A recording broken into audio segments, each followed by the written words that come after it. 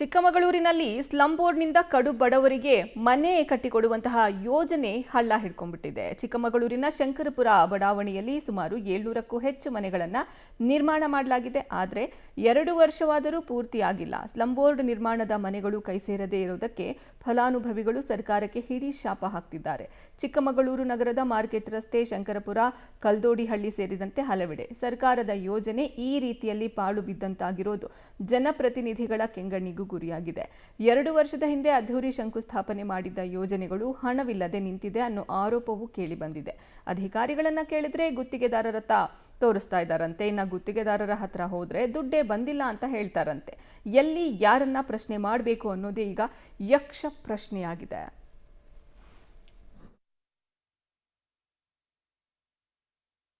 ಇಲ್ಲದಂತಹ ನಿರ್ಗತಕರಿಗೆ slum board ವತಿಯಿಂದ ಚಿಕ್ಕಮಗಳೂರು ನಗರದಲ್ಲಿ ಸುಮಾರು 2,000 ಮನೆಗಳನ್ನು ಕಟ್ಕೊಡೋದಕ್ಕೆ 2.5 ವರ್ಷಗಳ ಹಿಂದೆಯೇ ಈಗಾಗಲೇ ಗುದ್ಲಿ ಪೂಜೆ ಕೂಡ ಆಗಿರುವಂಥದ್ದು. ಆದರೆ ಕಳೆದ 2.5 ವರ್ಷಗಳಿಂದಲೂ ಕೂಡ ಅನುದಾನ ಬಾರದ ಹಿನ್ನೆಲೆಯಲ್ಲಿ ಎಲ್ಲ ಮನೆಗಳು ಕೂಡ ಅರ್ಧಕ್ಕೆ ನಿಂತಿರೋದ್ರಿಂದ ಬಡತನದಲ್ಲೇ ಇರುವಂಥ ಸಾವಿರಾರು ಕುಟುಂಬಗಳು ಇವತ್ತು ಮನೆ ಇಲ್ಲದಲ್ಲೇ ಬೀದಿಗೆ ಬಂದಿರುವಂಥ ಸ್ಥಿತಿ ನಿರ್ಮಾಣ ಆಗಿದೆ. ನಾನೀಗ ಆ ರೀತಿಯಂಥ ಒಂದು ಸ್ಥಳದಲ್ಲೇ ಇದ್ದೀನಿ. ನೋಡ್ಬೋದು, ಇದು ಚಿಕ್ಕಮಗಳೂರು ನಗರದ ಶಂಕರಪುರ ಅಂದರೆ ಬಡಾವಣೆ. ಈ ಶಂಕರಪುರ ಬಡಾವಣೆ ಅಂದರೆ ಹೆಚ್ಚಾಗಿ ಇಲ್ಲಿ ದಲಿತ ಕುಟುಂಬಗಳು ಇರುವಂಥದ್ದು. ಮತ್ತು ಜೊತೆಗೆ ಎಲ್ಲರೂ ಕೂಡ ಕೂಲಿ ಕಾರ್ಮಿಕರೇ ಆಗಿರುವಂಥದ್ದು. ದಿನನಿತ್ಯ ಅಂದೇ ದುಡಿದು ಅಂದೇ ಊಟ ಮಾಡುವಂಥ ಇಲ್ಲಿನ ಕುಟುಂಬಗಳೇ ಹೆಚ್ಚಿರುವಂಥದ್ದು. ಸಾಕಷ್ಟು ಜನ ಕಾಫಿ ತೋಟಗಳಿಗೆ ಕೆಲಸಕ್ಕೆ ಹೋಗುವಂಥದ್ದು, ಮತ್ತು ಕೆಲವು ಡ್ರೈವರ್ಗಳು ಇರುವಂಥದ್ದು, ಮತ್ತು ಗಾರೆ ಕೆಲಸ ಮಾಡುವಂಥವ್ರು, ಹೀಗೆ ಹೆಚ್ಚಾಗಿ ಸಣ್ಣ ಬಡ ಕುಟುಂಬಗಳೇ ಈ ಭಾಗದಲ್ಲಿ ಹೆಚ್ಚಾಗಿರುವಂಥದ್ದು. ಹಾಗಾಗಿ ಅವರಿಗೆ ಒಂದು ಸೂರು ನಿರ್ಮಾಣ ಮಾಡಿಕೊಡ್ಬೇಕು ಅನ್ನೋ ನಿಟ್ಟಿನಲ್ಲಿ ಕಳೆದ 2.5 ವರ್ಷಗಳ ಹಿಂದೆ ಅಂದರೆ BJP ಸರ್ಕಾರ ಇದ್ದಂಥ ಸಂದರ್ಭದಲ್ಲಿ ಇಡೀ ಚಿಕ್ಕಮಗಳೂರು ನಗರದಾದ್ಯಂತ ಸುಮಾರು 2,000 ಮನೆಗಳಿಗೆ ಶಂಕುಸ್ಥಾಪನೆ ಕೂಡ ಮಾಡಲಾಗಿತ್ತು ಮತ್ತು ಗುದ್ಲಿ ಪೂಜೆ ಕೂಡ ನಡೆದಿತ್ತು. ಆದರೆ ಕಳೆದ 2.5 ವರ್ಷಗಳಿಂದಲೂ ಯಾವಾಗ ಕಾಂಗ್ರೆಸ್ ಸರ್ಕಾರ ಅಧಿಕಾರಕ್ಕೆ ಬಂತು ಅವತ್ತಿನಿಂದಲೂ ಕೂಡ ಈ ಒಂದು ಮನೆಗಳಿಗೆ ಅನುದಾನ ಸರಿಯಾಗಿ ಬಾರದ ಹಿನ್ನೆಲೆ ಎಲ್ಲ ಮನೆಗಳು ಕೂಡ ಒಂದು ಲಿಂಟ್ಲೆ ಲೆವೆಲ್ಗೆ ಅರ್ಧಕ್ಕರ್ಧ ಪಾಲು ಬಿಟ್ಟಿರುವಂಥದ್ದು.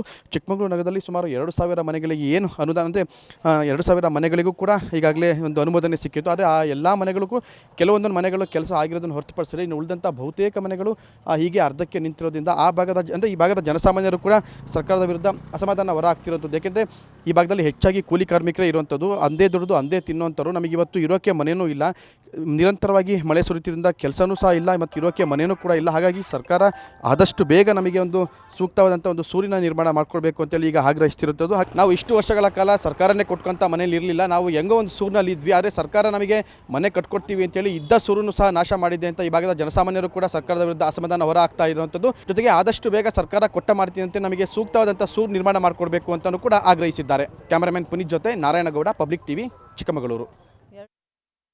ಖಾಲಿ ಮಾಡಿದ್ರು 2 ವರ್ಷ ಬಂದು ಮನೆ ಖಾಲಿ ಮಾಡಿ ನಾವು ಮನೆ ಕಟ್ಕೊಡ್ತೀವಿ ಅಂದರು. ಮನೆ ಖಾಲಿ ಮಾಡಲ್ಲ ನಾವು ಅಂದ್ವಿ. ಆಮೇಲೆ ಇವರು ಕೌನ್ಸಿಲರ್ ಕರ್ಕೊಂಬಂದ್ಬಿಟ್ಟು ಇಲ್ಲ 1 ವರ್ಷದೊಳಗೆ ಮನೆ ಕಟ್ಕೊಡ್ತೀವಿ, ಖಾಲಿ ಮಾಡಿ 1 ವರ್ಷದಲ್ಲಿ ಕೀ ಕೊಡ್ತೀವಿ ಅಂತ ಹೇಳಿದ್ರು. ಇಲ್ಲ ನಾವು ಮಾಡೋದೇ ಇಲ್ಲ, ಬೇಡ ನಮಗಿರೋ ಮನೆಯೇ ಸಾಕು ಅಂದ್ವಿ. 1 ವರ್ಷದಲ್ಲಿ ಕಟ್ಕೊಡ್ತೀವಿ ಅಂತ ಹೇಳ್ಬಿಟ್ಟು 2 ವರ್ಷ ಆಯಿತು, ಇನ್ನೂ ತನಕ ಮನೆ ಕಟ್ಕೊಟ್ಟಿಲ್ಲ. ನೋಡಿ, ಇವರೇ ನಮ್ಮ ಮನೆಯವರು. ನಾವು ಈ ವಯಸ್ಸಲ್ಲಿ ಹೋಗಿ ನಾವು ಕಾಂಕ್ರೀಟ್ ಕೆಲಸ ಮಾಡೋದು. ಈಗ ಮಳೆಗಾಲ ನಮಗೆ ಕೆಲಸ ಇಲ್ಲ, ನಾವು ಎಲ್ಲಿಂದ ದುಡಿಯೋದು, ಎಲ್ಲಿಂದ ಬಾಡಿಗೆ ಕಟ್ಟೋದು? ಸಂಘ ನಮಗೆ ಸಾಲ ಇರುತ್ತೆ, ಮನೆಗೆ ಹೊಟ್ಟೆಗೆ ತಿನ್ನಬೇಕು. ನಮ್ಗೆ ಯಾರಿದ್ದಾರೆ ದುಡ್ದಾಕೋರು?